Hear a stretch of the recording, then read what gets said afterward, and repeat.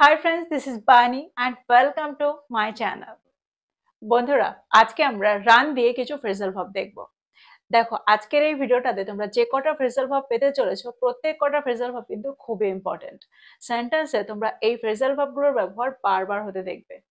ঠিক সেই কারণে এই ফ্রেজাল ভার্বগুলোর সম্পর্কে তোমাদের জানা দরকার। এই ফ্রেজাল ভার্বগুলোর সঠিক ব্যবহার তোমাদের জানা দরকার।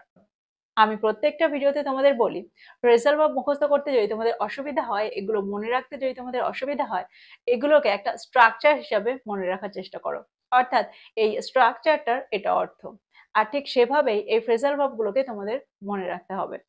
দেখো, যত তোমরা এগুলোকে ব্যবহার করবে তত তাড়াতাড়ি তোমরা এগুলোর সাথে সরগরম হয়ে যাবে।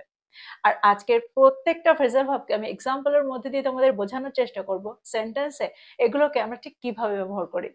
তো তোমরা বুঝতে পারছো আজকের ভিডিওটা কিন্তু খুবই ইম্পর্টেন্ট। তোমরা কোথাও যাবে না, আমার সাথে ভিডিওটা একদম শেষ পর্যন্ত থাকবে। যা চ্যানেলে নতুন অর্থাৎ প্রথম আমার ভিডিও দেখছো তারা প্লিজ চ্যানেলটাকে সাবস্ক্রাইব করে নিও, তাহলে যখনই আমি ভিডিও আপলোড করব তোমরা নোটিফিকেশন পেয়ে যাবে। তো আর দেরি না করে চলো শুরু করা যাক আজকের ভিডিও। সবার আগে আমরা যে ফ্রেজাল ভার্বটা দেখবো সেটা হলো রান অ্যাওয়ে। রান অ্যাওয়ে, যার অর্থ হলো পালিয়ে যাওয়া। দেখো, সেন্টেন্সে আমরা এরকম অর্থেই এই রান অ্যাওয়ের ব্যবহার করে থাকি। সে তার সমস্যাগুলো থেকে পালিয়ে যাওয়ার চেষ্টা করেছিল। He tried to run away from his problems. He tried to run away from his problems. বন্দীটি গত রাতে জেল থেকে পালিয়ে গিয়েছিল। The prisoner ran away from the jail last night. The prisoner ran away from the jail last night. তোমার দায়িত্বগুলো থেকে পালিয়ে যেও না। Don't run away from your responsibilities. Don't run away from your responsibilities. সে সবসময় তার ভয় থেকে পালানোর চেষ্টা করে। He always tries to run away from his fear. He always tries to run away from his fear. তো এই সেন্টেন্সগুলোর মধ্যে দিয়ে আমার মনে হয় তোমরা বুঝতে পারছো সেন্টেন্সে আমরা রান অ্যাওয়েকে কি করে ব্যবহার করছি, অর্থাৎ কোন অর্থে ব্যবহার করছি। এবার আমরা দেখবো এর পরেরটা। পরেরটা হলো রান আফটার। Run after. দেখো, সেন্টেন্সে আমরা রান আফটারের ব্যবহার তখন করি যখন আমরা বাক্যে অর্থ করতে চাইবো কোনো কিছুর পেছনে ছোটা, কোনো কিছুর পেছনে দৌড়ানো। ফর এক্সাম্পল, সে বাসটার পেছনে দৌড়েছিল কিন্তু ধরতে পারেনি। He ran after the bus but couldn't catch it. He ran after the bus but couldn't catch it. সে হাল না ছেড়ে তার স্বপ্নের পেছনে ছুটেছিল। She ran after her dreams without giving up. She ran after her dreams without giving up. আরো একটা example দেখো, তারা খ্যাতি এবং সাফল্যের পেছনে ছুটছিল। They were running after fame and success. They were running after fame and success. তো তোমরা বুঝতে পারছো সেন্টেন্সে আমরা রান আফটারকে ঠিক কিভাবে ব্যবহার করছি। সেন্টেন্স অনুযায়ী আমরা এই ফ্রেজাল ভার্বটাকে ব্যবহার করব। যখন সেন্টেন্সটা প্রেজেন্ট কন্টিনিউয়াস টেন্স বা পাস্ট কন্টিনিউয়াস টেন্সে থাকবে তখন আমরা রানিং আফটারের ব্যবহার সেন্টেন্সে করছি। আর সেন্টেন্সটা যখন পাস্ট টেন্সে থাকবে তখন আমরা রান আফটারের জায়গায় র্যান আফটারের ব্যবহার সেন্টেন্সে করব। আমার মনে হয় তোমরা বুঝতে পারলে সেন্টেন্সের রান আফটারের ব্যবহার। এবার আমরা দেখব পরেরটা। পরেরটা হলো রান ইনটু। Run into. দেখো, সেন্টেন্সে যখন আমরা রান ইনটু সামওয়ানের ব্যবহার করি তার অর্থ আমরা বোঝাতে চাই হঠাৎ কারোর সাথে দেখা হয়ে যাওয়া। দেখো, এর আগে একটা ফ্রেজাল ভার্ব তোমরা শিখেছো, কাম অ্যাক্রস। কাম অ্যাক্রস, যার অর্থ হলো হঠাৎ কারোর সাথে দেখা হয়ে যাওয়া। তো এটাও একই অর্থ দেয়। যখন সেন্টেন্সে আমরা কাম অ্যাক্রসের ব্যবহার করব তার পরিবর্তে আমরা রান ইনটুর ব্যবহার সেন্টেন্সে করতে পারি। দুটোরই অর্থ একই হয়। সেন্টেন্স দেখো, শপিং মলে আমার একটা পুরনো বন্ধুর সাথে হঠাৎ দেখা হয়ে গিয়েছিল। I ran into an old friend at the shopping mall. I ran into an old friend at the shopping mall. দেখো, এই সেন্টেন্সে যদি আমরা কাম অ্যাক্রস এর ব্যবহার করি তাহলে সেন্টেন্সটা কি হবে? I came across an old friend at the shopping mall. দেখো, সেন্টেন্সটা পাস্ট টেন্সে আছে আর ঠিক সেই কারণে আমরা কেম অ্যাক্রস এর ব্যবহার করলাম। আর আগের সেন্টেন্সটাতেও আমরা ran into ব্যবহার করলাম, রান into ব্যবহার না করে। এবার আমরা দেখব আরো একটা এক্সাম্পল। লাইব্রেরিতে তার শিক্ষকের সাথে হঠাৎ দেখা হয়ে গিয়েছিল। She ran into her teacher at the library. She ran into her teacher at the library. দেখো, সেন্টেন্সে আমরা সবসময় রান ইনটু সামওয়ান এর ব্যবহার করব এরকমটা কিন্তু নয়। আমরা রান ইনটু সামথিং এর ব্যবহারও সেন্টেন্সে করতে পারি। হঠাৎ করে কোনো সমস্যার সম্মুখীন হয়ে যাওয়া বা হঠাৎ করে কোনো সমস্যায় পড়া, হঠাৎ করে একটা ভুলের মধ্যে পড়ে যাওয়া, হঠাৎ করে একটা ট্র্যাপের মধ্যে পড়ে যাওয়া। এরকম অর্থেও কিন্তু আমরা সেন্টেন্সে রান ইনটু সামথিং এর ব্যবহার করতে পারি। Run into that problem.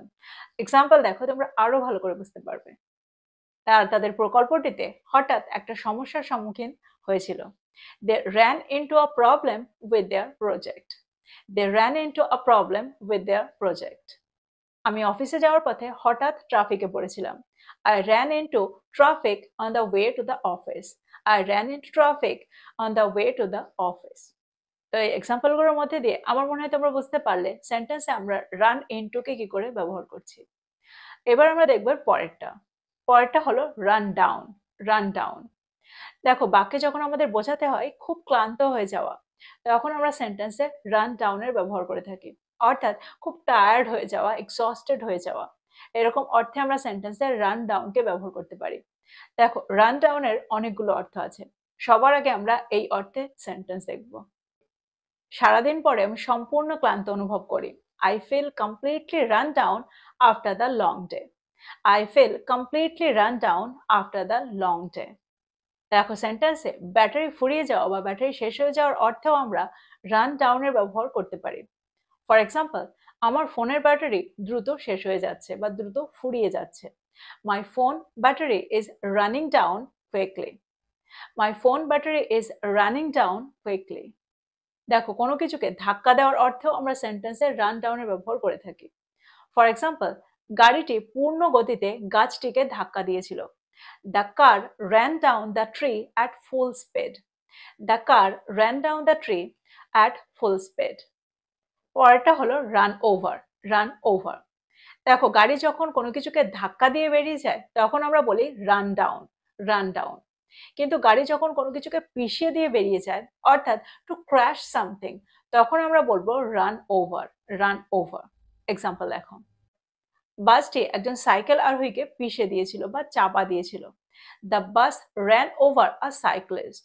The bus ran over a cyclist. সে প্রায় একটি মোটরসাইকেলের দ্বারা চাপা পড়ছিল, বা আমরা এটাও বলতে পারি সে প্রায় একটি মোটরসাইকেলের নিচে চাপা পড়ছিল। He was almost run over by a motorcycle. He was almost run over by a motorcycle. সে দুর্ঘটনাক্রমে একটি বিড়ালকে চাপা দিয়েছিল। He accidentally ran over a cat. He accidentally ran over a cat. তো তোমরা বুঝতে পারছো সেন্টেন্সে আমরা রান ওভারকে ঠিক কিভাবে ব্যবহার করছি। দেখো, সেন্টেন্সটা যখন পাস্ট টেন্সে থাকছে তখন আমরা রান ওভারের ব্যবহার করছি। আমার মনে হয় রান ওভারের ব্যবহারটাও তোমরা বুঝতে পেরেছো। এবার আমরা দেখবো পরেরটা। পরেরটা হলো রান আউট। Run out. দেখো, রান আউটের ব্যবহার আমরা প্রায় শুনে থাকি। রান আউটের অর্থ হলো ফুরিয়ে যাওয়া বা শেষ হয়ে যাওয়া। এক্সাম্পল দেখো, আজ সকালে আমাদের চা পাতা ফুরিয়ে গিয়েছিল। We ran out of tea leaves this morning. We ran out of tea leaves this morning. ভ্রমণের সময় তার টাকা ফুরিয়ে গিয়েছিল। He ran out of money during the trip. He ran out of money during the trip. তার ধৈর্য ফুরিয়ে গিয়েছিল এবং চিৎকার করতে শুরু করেছিল। He ran out of patience and started shouting. He ran out of patience and started shouting. আরো একটা এক্সাম্পল দেখো, পরীক্ষার সময় তাদের সময় ফুরিয়ে গিয়েছিল। They ran out of time during the exam. They ran out of time during the exam.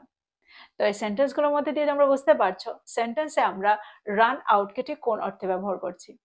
যখন আমরা বোঝাতে চাইবো কোনো কিছু শেষ হয়ে গেছে, কোনো কিছু ফুরিয়ে গেছে, তখন আমরা সেন্টেন্সে রান আউটকে ব্যবহার করতে পারি। এবার আমরা দেখব পরেরটা। পরেরটা হলো রান এগেনস্ট। রান এগেনস্ট অর্থাৎ কোনো কিছুর বিপরীতে যাওয়া, কোনো কিছুর বিরুদ্ধে যাওয়া। সফল হতে আমাকে আমার ভয়ের বিরুদ্ধে যেতে হয়েছিল। I had to run against my fears to succeed. I had to run against my fears to succeed. আমাদের বক্তব্যটাকে প্রমাণ করতে নিয়মের বিরুদ্ধে যেতে হবে। We have to run against the rules to prove our point. We have to run against the rules to prove our point. তো আমার মনে হয় তোমরা বুঝতে পারলে সেন্টেন্স আমরা রান এগেনস্ট কে ঠিক কোন অর্থে ব্যবহার করছি। তো এই ছিল কয়েকটা ফ্রেজাল ভার্ব রান দিয়ে। আমার মনে হয় প্রত্যেকটা ফ্রেজাল ভার্ব তোমরা বুঝতে পেরেছো। দেখো, প্রত্যেকটা ফ্রেজাল ভার্ব কিন্তু খুবই ইম্পর্টেন্ট। প্রত্যেকটা ফ্রেজাল ভার্বকে তোমরা প্রায় সেন্টেন্সে ব্যবহার হতে দেখবে। আর এখন তোমরা এগুলোর অর্থ জানলে। প্রত্যেকটাকে প্র্যাকটিস করো। যত তোমরা প্র্যাকটিস করবে তত তাড়াতাড়ি তোমরা এগুলোর সাথে সরগর হয়ে যাবে, না হলে সবই ভুলে যাবে। তো এই ছিল আজকের ভিডিও, এই ছিল আজকের টপিক। ভিডিওটা ভালো লাগলে লাইক করতে ভুলে যেও না, বন্ধুদেরকে শেয়ার করো যারা ইংরেজি শিখছে। So this is all about today. I will be back with another video. Till then, take care. Thank you for watching this video. Bye bye.